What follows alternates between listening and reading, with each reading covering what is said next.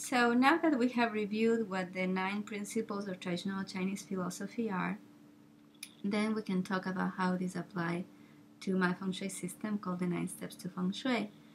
The first principle, the principle of the Tao creating, being the source, the one source of creation, it applies to the idea, the need that people have to feel that their lives are complete, to feel that we have been given everything that we need to be happy, healthy, prosperous, and free. So how this translates in a Feng Shui is that the first step in my system is that you complete the floor plan. So a complete floor plan would be a floor plan that is square or rectangular. Any other shape, like a C shape, an L shape, an irregular shape, they would need to be completed. This completing of the floor plan, part of it is done from the inside and part of it is done from the outside. But the most important thing is to get the client to feel, to realize that they have been given everything they need to be happy in this lifetime.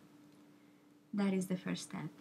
The second step is the yin and yang is the principle, and so the second step is to balance, especially to balance extremes.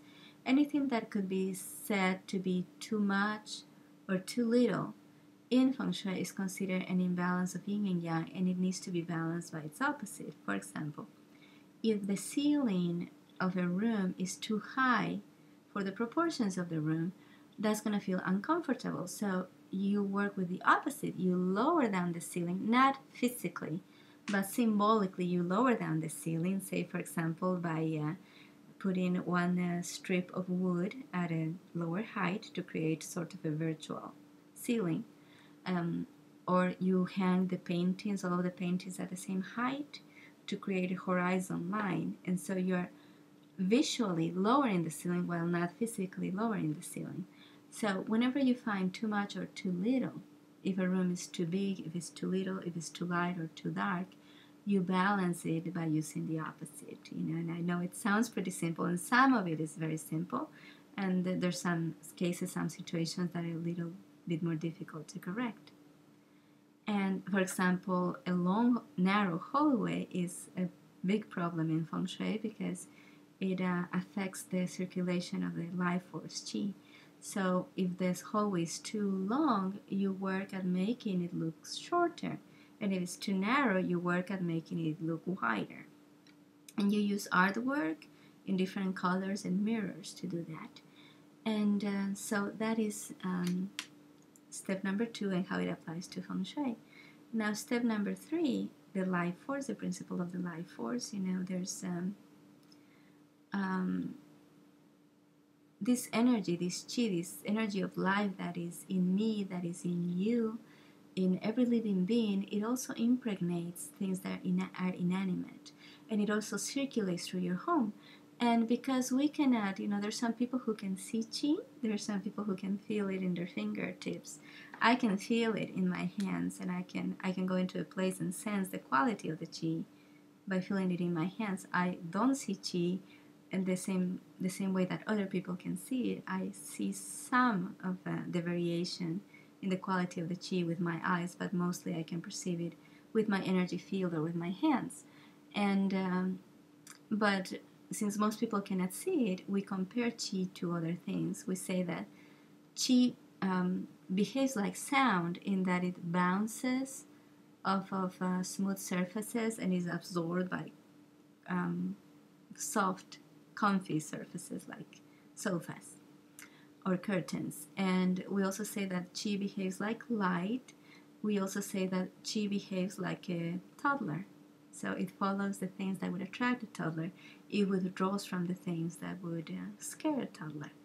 So, and in Feng Shui, because we also relate qi to the movement of the wind, and because we know how the wind moves, we can also tell what qi is going to do in a place. For example, when you open the front door, if the first thing that you see is the back door of the home, the qi is going to come in and just rush out the back. And that's what happens every time. And of course, there are cures for that.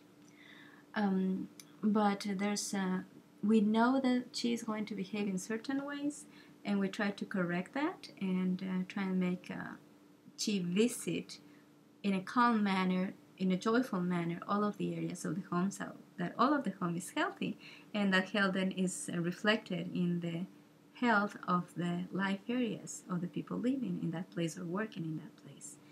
And so that is principle number 3, is Qi. And what we do in Feng Shui is we make corrections, small corrections in the space to make sure that abundant Qi is reaching the entrance, and that then it is visiting every single area of the house or the business. Now, principle number 4 is rhythm, and it is related to our connection with the cycles of nature. So, how is the person connecting to the calendar, to the holidays? How do they organize their time? How do they respond to the needs imposed on life by environmental situations like changes in weather? And for example, having your Christmas lights out in July would indicate that you are not connecting well with the cycles of human life. And trying to start a garden in the winter would of course indicate that you are trying to disrespect the rhythms of natural life. And of course, you know that starting a garden in the middle of the winter in Iowa, for example, is going to be a waste of time. It's going to be also much harder to dig in the ground.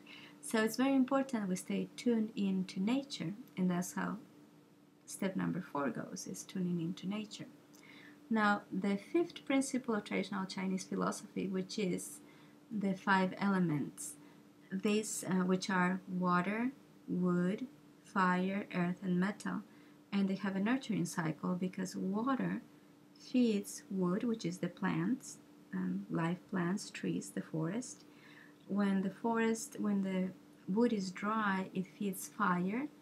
When fire is done burning, it generates ashes, which are earth. And then out of the earth we extract metals, and metals hold water, so that's how you complete the cycle. Now, if you go backwards in the cycle, you have a controlling energy that is produced. For example, you can also use earth to control fires. You can use fire to burn wood. You can the wood, the plants, they absorb the water. So there's different relationships between the elements, but basically how we use this principle of the 5 elements in Feng Shui is we create a harmony of colors, shapes, and materials, because each element is connected to a color, a shape, and a material, and these need to be in balance, in harmony in the home, and that harmony and that balance is going to change by room. For example, what creates harmony in the family room may not create harmony in the master bedroom. And also the colors of the master bedroom, the colors that are good for the couple, may not be the best colors for a children's bedroom. So this is room by room. And it also changes from one type of business to a different type of business. So principle number 6, which is the 6 true words, which are vibrations, its language, and how we apply that in Feng Shui is that the Chinese say that everything in your home is constantly talking to you. Make sure they have nice things to say. So there is a lot that you are telling other people, the universe, and yourself about what you want out of your life by using the symbols of your home. For example, if I see a client and I find that they're using their trophies, the trophies that they want to play in a sport, and they're using them as doorstops, I know there's going to be issues with self-worth, because they're, instead of honoring a symbol of an accomplishment by putting it in a high place and in a place that's noticeable, they're putting it on the floor where it can be kicked and destroyed. It's also very telling how people arrange their family photos. It can tell me, for example, about the relationship between the different family members. The absence of family photos also sends out messages. The books, the ornaments, the colors. And why this is so important in Feng Shui is that many times a person will tell me they have a certain goal in their life, but their home is telling me something different, something opposite, contradictory. So this gives me the opportunity to help the client see that their unconscious mind is working against them. And then we make changes in the space to make sure that their unconscious mind, and their conscious mind work together towards the same goals. Now, principle number 7, which is the principle of healing in Feng Shui, because it has to do with history. In Feng Shui, it is related to decluttering, physically decluttering a place, but also clearing stagnant energies. And these stagnant energies can be present in a building because we haven't organized enough, because we haven't cleaned enough, because we keep a lot of things that we don't love, that we don't use, or that are broken. Other types of energy that need to be cleared could be energy that was left behind by the previous occupants of a building, energy that comes in, furniture that you buy. For example, if you buy antiques or used furniture, it can come impregnated with the energy of the people who owned the piece of furniture before. But even new furniture can become impregnated with the energy of the people who built it. And so clearing stagnant energies and clearing non-you energies and even strange even entities that shouldn't be in a space is part of Feng Shui.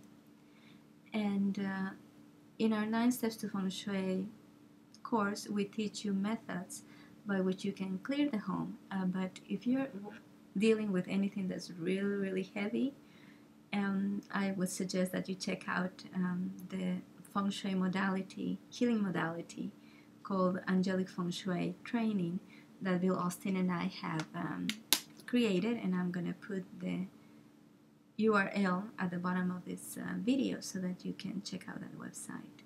So then comes principle number 8, which is the forces or the phenomena of nature as indicated by the trigrams of the I Ching. And so each of these has a certain tone or a certain mood to each of these trigrams, which represents an aspect of nature. And each of those relates to one of the life areas. For example, there's a trigram called water, which represents water going down a gorge, and it connects with the idea that water, even when it reaches the highest cliff, it doesn't stop, it never hesitates, it just keeps going. It's fearless. And it also follows a path. And this is connected to life area number 1, which is career, life mission, and individuality. And of course, if you take the practitioner course, you learn a lot more about this. And another one of the trigrams is related to Earth, which is not Earth as in planet Earth, but Earth as in the agricultural field, which is yielding, which produces constantly this miracle of putting seeds and having them be multiplied into food for us. This generosity of the Earth is what makes this trigram so akin to life area number 2, which is marriage, relationships, and partnerships. Then comes the trigram of thunder. The trigram of thunder is connected to the season of spring and the life area called health, family, and community. And it has to do with strength that comes from our past. Part of our strength comes from either the wealth or the connections that our family, that come to us via our family. That's one way that we get our strength. It also comes through our genes, and it also comes through our history. If actually much of our strength comes from our cultural values, which are part of our history. And so life area number 4, goes with the trigram for the wind. And wind in Feng Shui is connected with wealth. And this is wind going through a bamboo forest, and forest is the greatest symbol in Feng Shui to represent wealth. A healthy forest is synonymous with wealth. And in a healthy forest, everything would grow naturally. A healthy forest would have more resources every year. The trees would be taller, they would be wider, they would be stronger, the roots would be deeper. more wildlife would be attracted. A healthy forest is really a source of wealth. So the life area number 4, wealth, prosperity, and self-worth, goes with this trigram of the wind. Then comes the trigram of heaven, and the trigram of heaven is related to life area number 6, which is helpful people, spiritual life, and travel. And this is the area where we connect to our guides, our angels, our religion, prayer, and also a sense of trusting that things are going to go well, because we are co-creators and co-participants in what happens in our life. So it's the kind of faith that comes from knowing that you have a say in what happens, and also that in knowing that you were not sent here alone, that you were sent with plenty of help. Then comes the trigram of the lake, which is in Feng Shui connected to life area number 7, children, creativity, and fun, or children, creativity, and entertainment. And this is the life area that has to do with not working, but with a kind of joy and contentment that a person would feel at the end of their workday, when they feel that they have fulfilled their work and now it's time to relax and enjoy. It also has to do with artistic endeavors, relationships with children, and with receiving as opposed to giving.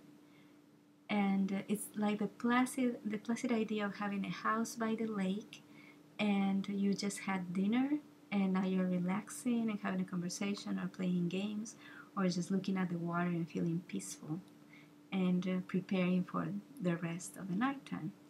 And the next trigram is a trigram for the mountain. The mountain in Feng Shui, as in most traditions in the world, is considered a symbol of wisdom and of going up and looking at things from a higher perspective. And so wisdom, self-knowledge, and rest, or being calm, is the life area that is connected to the mountain. And then the last trigram is a trigram of fire. And fire, fire goes up and it crackles, and it also expands outwards if given the opportunity. So in Feng Shui, we relate it to the fame, reputation, and social life area, which also work with the same kind of energy. And so that is the principle number 8, that of the trigrams, and that's how it applies to relating to the life areas. So, and then the last principle, the principle of power, which has to do with the power position in Feng Shui, so that whenever you are doing any work, whether you are eating, cooking, working, studying, or even when you're sleeping, that you can be in a position in the room where you have the command of the room, where you have a solid wall behind you, where you can see the entrance without being directly in front of the entrance, and that is what gives you the feeling of being in control of space. So basically the first 3 steps, step number 1, 2, and 3, help you arrive at a greater sense of security, safety in your home. Steps number 4, 5, and 6 are devoted to creating harmony in your home. And steps number 7, 8, and 9 are devoted to helping you have control of your home.